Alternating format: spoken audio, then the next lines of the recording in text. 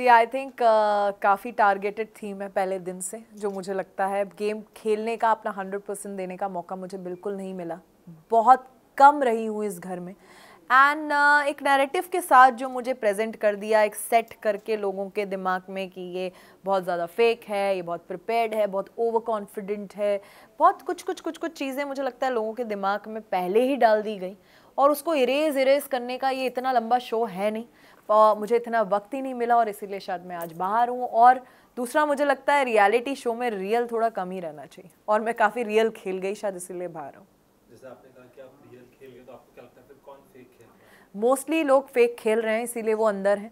सब एक क्लियर है कि मुझे ये ऐसे खेलना है, ये रिएक्शन शो के लिए सही दिखता है तो वो रिएक्शन देते हैं। वो ये नहीं देते कि जो मैं रियल हूँ वो रिएक्शन जो शो में सही लगेगा, जो इस सिचुएशन में टेलीकास्ट में अच्छा दिखेगा वो रिएक्शन देते हैं और जो टेलीकास्ट में ज़्यादा फुटेज देगा। ये इतनी कैलकुलेशंस के साथ लोग वहाँ गेम खेल रहे हैं। सबने अपना अपना एक कैरेक्टर पकड़ा हुआ है, किसी ने एक वैम्प का, किसी ने कैसेनोवा का, किसी ने एक ज्ञानी का, एक सबने अपना कैरेक्टर प्ले कर रहे हैं और वो कर रहे हैं। शायद मैंने अपना कैरेक्टर नहीं पकड़ा, जो मैं थी वही रही, इसीलिए मैं बाहर हूँ। कई बार ऐसा होता है कि मैम कुछ चीज़ सडनली हो जाती है और वो आइकॉनिक डायलॉग बन जाता है, आइकॉनिक हुक स्टेप बन जाता है। जी। अगर आज गूगल पे सर्च करके बिग बॉस ओटीटी पे किसने किस किया तो आपका नाम आता है। जी। क्या लगता है कि ये इतना बड़ा इशू बन जाएगा, आपको लगा? जी पता नहीं क्यों कंट्रोवर्सी से मेरा पीछा छूटता ही नहीं। जहाँ कंट्रोवर्सी होती है वहाँ आकांक्षा पूरी आ ही जाती है या कंट्रोवर्सी मेरे पीछे पीछे आ जाती है। मुझे लगा था ये शो तो बिना कंट्रोवर्सी के मैं ख़त्म करूँगी, बट जाते जाते भी एक तो हो ही गई। और मुझे जब मैं अंदर थी सच में ऐसा नहीं लगा था कि ये इतना बड़ा मुद्दा है, क्योंकि वो एक टास्क था, 30 सेकंड का टास्क था। उसके बाद बहुत कुछ हो गया रात को, उसकी बहुत ज़्यादा बातें भी नहीं हुई, वो ख़त्म हो गया और मैंने अपना 100% दिया, मैं एक टास्क जीत गई। पर जब मैं बाहर आई तब मुझे पता चला ये किसका, और जब वीकेंड का वार हुआ, जब सर ने इतना कुछ बोला, तब मुझे पता चला क्या ये इतना बड़ा मुद्दा बन गया है। मैंने भी उसे एज एन आर्टिस्ट लिया, परफॉर्म किया, एज अ टास्क लिया, टास्क जीता अपनी टीम के लिए। मैं उसको उतना ही लेके चल रही थी, उसमें मैं बहुत पर्सनली नहीं इन्वॉल्व हो गई।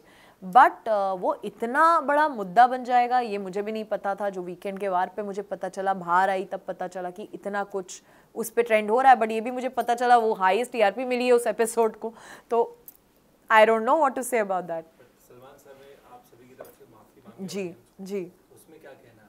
जी, ये मैं भी सरप्राइज्ड हूँ कि उन्हें ऐसा करना पड़ा कि ये शायद ये उनका टेक है। उन्होंने माफ़ी मांगी और माफ़ी मांगी तो ठीक है, अभी उन्होंने मांगी है तो हम लोग भी मांगे। बट मुझे अभी तक इस चीज़ में कुछ गलत नहीं लगता।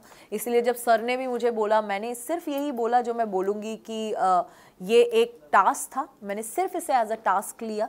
एज एन आर्टिस्ट मैंने इसको एक सीन जैसा लिया, मैं को स्टार के साथ परफॉर्म करी, उसको उतना ही लिया बस। उससे ज़्यादा मेरे लिए एक कुछ मुद्दा नहीं रखता है और उतना ही है मेरे लिए।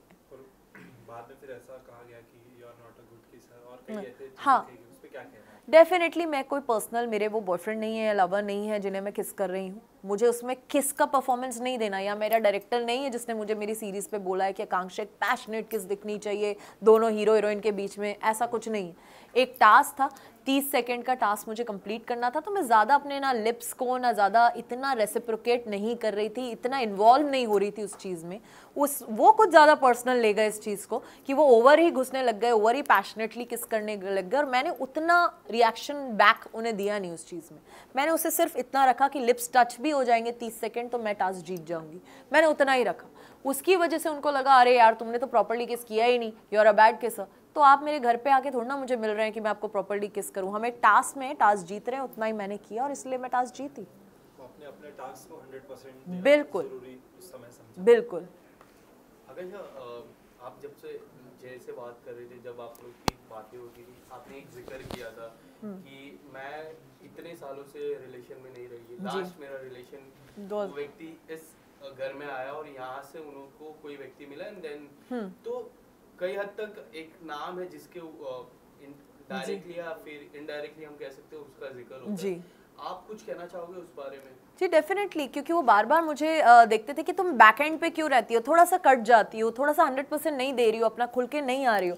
क्योंकि मुझे लगता है कि रियलिटी शो में रिश्ते बनाना और इतने कम टाइम में किसी को जज करना, मैं उन्हें बाहर नहीं जानती हूँ। अंदर सब कहीं ना कहीं अपना गेम खेल रहे हैं, कैरेक्टर फॉलो कर रहे हैं, तो वहाँ मैं किसी को जज कर पाऊँ कि ये मेरे लिए एक रिश्ते में सही होगा कि नहीं, इसके साथ मैं एक अफेयर रखना चाहती हूँ, मैं ऐसी नहीं हूँ। मुझे वक्त लगता है।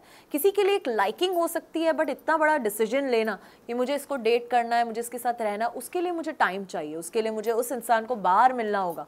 क्योंकि अभी आप सिर्फ एक घर के अंदर है। बाहर जब मैं काम पे जाती हूँ, आप कैसे होते हो, आप काम पे जाते हो कैसे होते हो, एक नॉर्मल लाइफ के रूटीन में आप कैसे हो, इसको देखने के लिए मुझे आपको बाहर मिलना होगा, इस गेम शो से हट के। वहाँ एक घर में कोई काम नहीं है, 12 लोग हो, वहाँ पे ऐसा होना बहुत नॉर्मल बात है। वहाँ आप मुझे उतना टाइम भी दे रहे हो, उतना अटेंशन भी दे रहे हो, उतनी चीज़ें कर रहे हैं, बट नॉर्मली आप इंसान क्या हो ये जानने के लिए मैं उस घर में डिसीजन नहीं ले सकती। और मेरे साथ जो हुआ है, मेरे को टाइम लगता है, अब मैं बहुत केयरफुल हो गई हूँ, अब मैं अपने आप को टाइम देती हूँ, जो पहले टाइम मैंने लोगों को दिया है, तो वो टाइम अब मैं अपने आप को देती हूँ, अब बहुत प्यार करती हूँ, अपने काम को डेट कर रही हूँ और अपना 100% दे रही हूँ, और वही मैंने उनको बोला। क्या लगता है मैम कौन होगा विनर इस बार? जी बहुत अच्छा गेम खेल रहे हैं पूजा मैम और अभिषेक, और मुझे लगता है बहुत ही मास्टरमाइंड के साथ अभिषेक खेल रहे हैं, और पूजा मैम तो सबको पता ही है जैसे खेल रही हैं, वो बहुत शार्प हैं, बहुत स्ट्रांग हैं, और ये दो मेरे टॉप 2 डेफिनेटली हैं, और मुझे लगता है अभिषेक को ये गेम जीतना चाहिए। तो जो ऑडियंस थी जिनको आपका एज एन विनर देखना था वो ख्वाहिश अधूरी रह गई, उन्हें क्या कहना चाहेंगे? यार मैं बहुत बहुत सैड हूँ एंड सो सॉरी गाइस कि आपने मुझे इतना प्यार दिया, इतना सपोर्ट किया, बट मैं इतनी जल्दी बाहर आई, आपको डिसअपॉइंट किया, उसके लिए सॉरी। पर बहुत ही जल्दी आप मेरा बहुत सारा बहुत ही अच्छा काम देखेंगे, and thank you for always loving me. Thank you so much. Thank you.